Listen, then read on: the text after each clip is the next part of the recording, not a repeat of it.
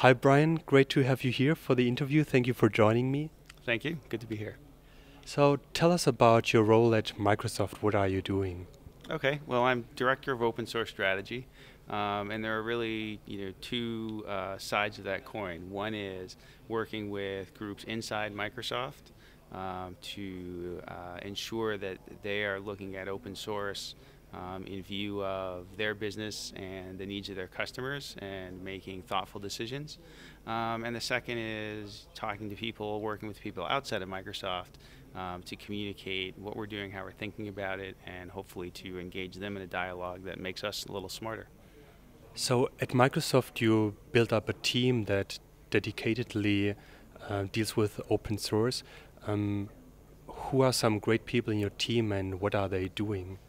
Sure, that's a great question. So the team is somewhat unusual in that we have technologists and engineers and people in other disciplines like strategy working together all on one team. So Sam Ramji runs the strategy organization. Tom Hanrahan runs our Open Technologies Lab. He actually came to Microsoft from the Linux Foundation, formerly the Open Source Development Labs, and has a fantastic team working in labs in Redmond and joint technology lab with Novell in Cambridge, Massachusetts. We also have folks like Peter Galley. You might recognize his name, a very long time technology reporter who actually now runs Port 25, the website of the open source community at Microsoft. And blog site is doing great work building more community dialogue. And then we have people around the world. So we have strategy leads in many, many countries, including Germany, looking at engagement with their local open source communities and starting great projects like the Interoperability Lab here in Germany, in Munich. You recently started to release open source software yourself. So, how do you deal with marketing these open source projects? I think there's two aspects to it. So one is our team specifically looks at things that we're doing or things that are happening across the company that are really important to communicating how Microsoft is thinking about open source as a company or engaging in new and different ways. So this becoming a platinum sponsor of the Apache Foundation, for example, is something that I think indicates a new level of engagement, and we really wanted to make sure people are aware of that broadly. But a lot of what goes on is really product group specific. So an individual product group, our developer division, for example, is really looking at the needs of their customers, the health of their business, and what's going on in the market, and making decisions about working with open source technologies or communities on their own. And so, they really communicate that in kind of the normal way they communicate anything, really. So I think that, one thing to remember is, in some respects, it's probably true that the whole of Microsoft and open source is greater than the sum of the parts that you're likely to see. And if you start to dig into a particular area, you'll find, a product group like System Center is working with an open source project and community called Open Pegasus.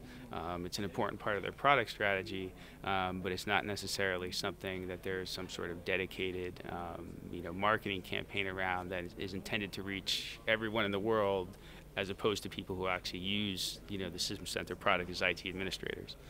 As an open source strategist at Microsoft, I often wind up talking to customers, not just at events, but on campus who come for briefings and so on. And I've really seen this trend where Microsoft customers, heavy users of Microsoft technologies, people who who have endorse the value proposition of Windows Server, Exchange, are actually asking their account teams, asking Microsoft, I use these PHP applications, for example. I would really like to use, I'd really like to run them on Windows Server. I'd really like to use Active Directory with these applications. And so it's really a noticeable trend where open source is clearly a part of the data center of the IT environment. there are Microsoft technologies that are clearly apart, and they're really looking to Microsoft or others to basically say how are those things better together, and their starting point where they're at as customers is like, look, I've made informed choices about I like this technology, it's from Microsoft. I like this technology, it's open source. Don't second guess my choices. Help me make them work better together.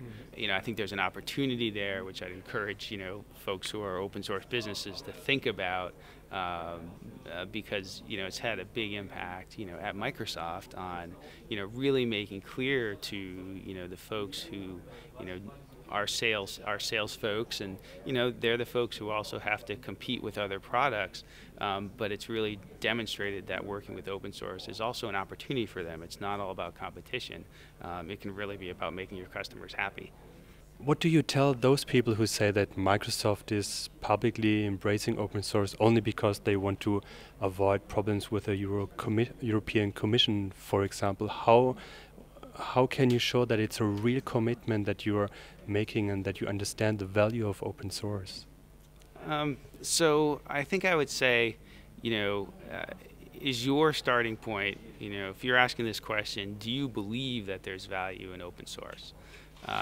And then I'd say, we're listening to our customers and our engineers, many of whom, an increasing number of whom, have experience with open source as users or developers, before they started their job, are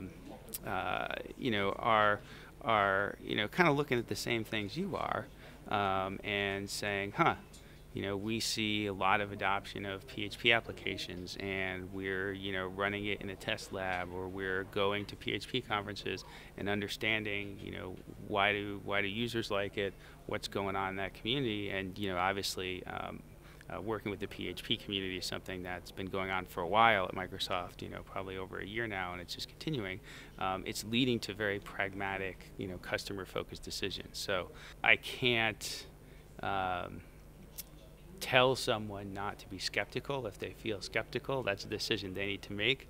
But I think the trend in the overall market, I think, what we see and hear, all points to a pragmatic, case-by-case evaluation of, what meets customer needs, how do you combine things in interesting ways, and if you believe open source has some value, that shouldn't really surprise you. That should just make sense.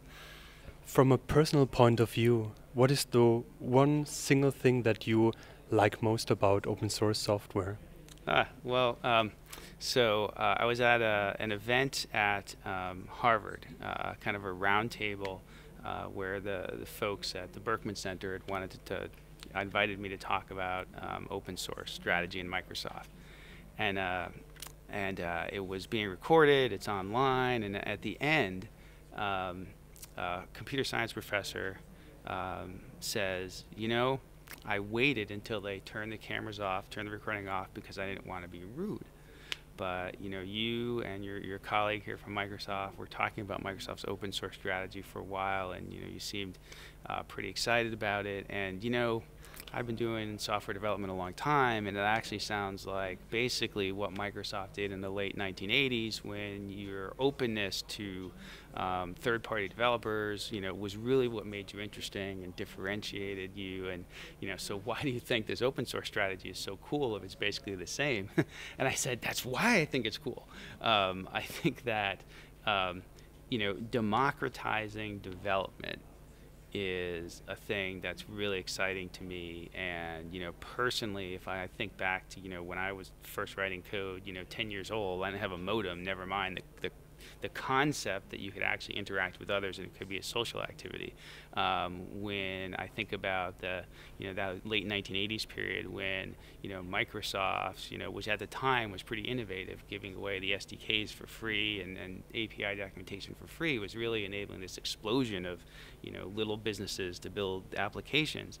I think open source has really just it's taken it to a new level, right? There's sort of forges and collaboration, and new ways to license or distribute or build a business around software, collaborate. I think you're seeing another wave of democratizing software development, that in itself is exciting.